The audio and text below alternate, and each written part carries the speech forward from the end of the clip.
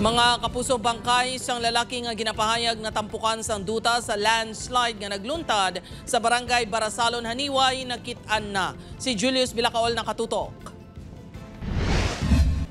Tatlo ka semana humalin sa ginpahayag nga natabunan sang landslide nga nagluntad sa barangay Barasalon, Haniway, Iloilo.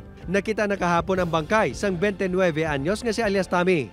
Positively identified sa pamilya nga siya because of the really nasuksok niya nga bayo kung saan nadula siya. Nobyembre 5, isa ka adlaw matapos maglaslas ang Bagyo Tino.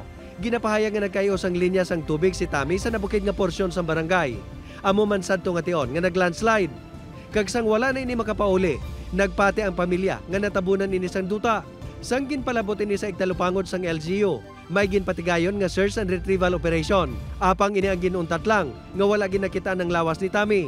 Sa pihak sang paguntat sa rescuers, nagboluntaryo kuno ang pamilya ni Tami kag ang mga kasimaryo sini nga padayon nga magpangita. Sang naglabay ang Bagyo Verbena, liwat kuno naglandslide sa lugar. Kag ini ang ginpalaagyan nga nakita ng iyalawas. Nakita nila ang tingil. So may picture pa gani kami, no? Suno kay De Paula, wala naman naghingyo sang investigasyon ang pamilya ni Tami. Bangod kumbinsido man sila nga aksidente ang natabo. Upod kay Cirilo Rendoque, Julius Bilacaol. 1. Western Visayas.